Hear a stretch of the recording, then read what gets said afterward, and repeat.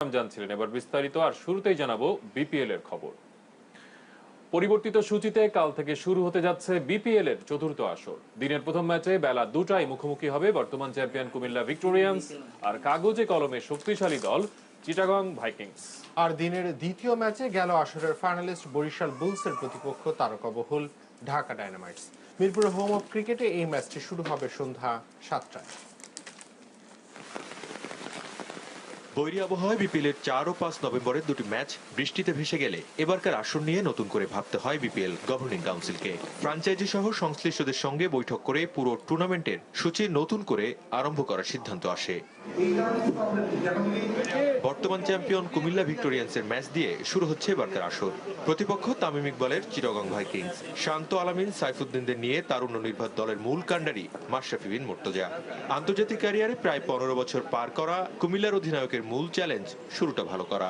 আমরা চেষ্টা করব যে আমাদের বেসিক এবং আমাদের গেম প্ল্যান এবং আমাদের যে প্লেয়ার ওয়াইজ যে খেলাটা খেলার চেষ্টা করব, বাকিটা ইনশাআল্লাহ একটা ভালো কিছু আশা করি। গেল আসরে তারকাবহুল দল গড়েও আশানুরূপ সাফল্য পায়নি চিটাগং ভাইকিংস। তাই এবার দেশি বিদেশি সেরা কম্বিনেশনে ভারসাম্যপূর্ণ এক দল গড়েছে তামিম ইকবালের চট্টগ্রাম। ব্যাটিং আর পেস বোলিং এর চেয়ে শক্ত অবস্থানে আছে সাকলাইন সজীব, মোহাম্মদ নবী, জুবায়ের হোসেন, শোয়েব মালিক, চতুরঙ্গ ডি সিলভাদের নিয়ে চট্টগ্রামের স্পিন ডিপার্টমেন্ট।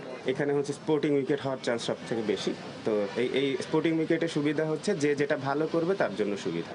সাঙ্গাকারা, জয়াবর্ধনেদের সাথে ব্রাভো, লুইস, বোপারা, রাসেল, পার্নালদের নিয়ে তারকা ঠাসা দল গড়েছে ঢাকা ডায়নামাইটস। নাসির, মোসাদ্দেক, তানভীর হায়দারদের অন্তর্ভুক্তি আরো আশাবাদী করছে স্বাগতিকদের। তবে শুধু কাগজে কলমে নয়, পরীক্ষায় এগিয়ে থাকতে চান অধিনায়ক সাকিব।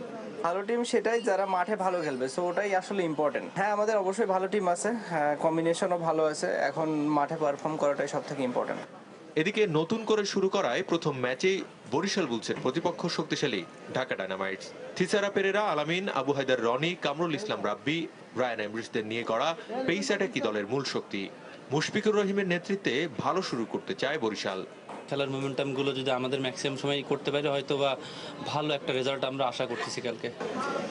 সালাউদ্দিন সুমন, যমুনা স্পোর্টস, ঢাকা। নানা আয়োজনে দেশের ক্রিকেটে গত 3 বছরের সাফল্য উদযাপন করলো বাংলাদেশ ক্রিকেট বোর্ড। একই সঙ্গে এটি ছিল নাজমুল হাসান পাপনের নেতৃত্বাধীন বিসিবির বর্তমান কমিটির 3 বছর পূর্তি উদযাপন।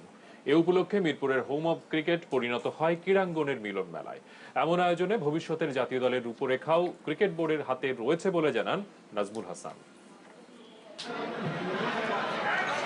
হোম অব ক্রিকেট মিরপুরের শেরেবাংলা স্টেডিয়াম যেন চেনাই তাই। প্রধান ফটক দিয়ে ঢুকতেই বিয়ে বাড়ির মতো এমন বড় প্যান্ডেল। উপলক্ষটা সবাইকে নিয়ে দেশের ক্রিকেটের সাম্প্রতিক সাফল্য উদযাপন, যার প্রধান আকর্ষণ চট্টগ্রামের ঐতিহ্যবাহী মেজবান এবং জনপ্রিয় ব্যান্ড চিরকুটের পরিবেশনা।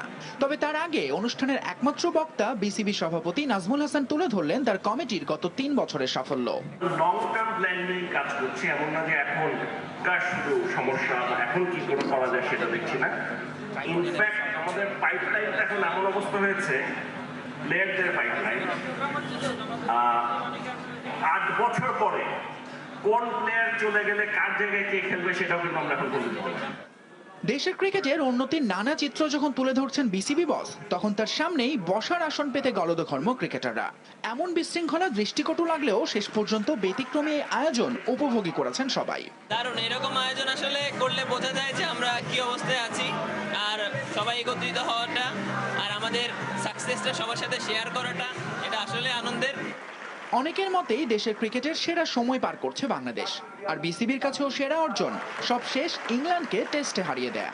বাংলাদেশ ক্রিকেট টিম ইংল্যান্ড টিমকে হারিয়েছে, এটা উপলক্ষে কিন্তু আমাদের মেইন আয়োজনটা করা। সাথে সাথে আমরা দেখলাম যে আমাদের 3 বছর হয়ে গেছে, নেক্সট আমাদের কিছু করা দরকার, আমাদের ক্রিকেটে আরো ভালো করা দরকার। অফকোর্স মিলন মেলা আপনারা দেখেছেন, অনেক ফেডারেশনের কর্মকর্তারা এসছেন, আমাদের ক্রিকেটের অনেক সাবেক কর্মকর্তারা এসছেন, অনেক ক্রিকেট খেলোয়াড় এসছেন।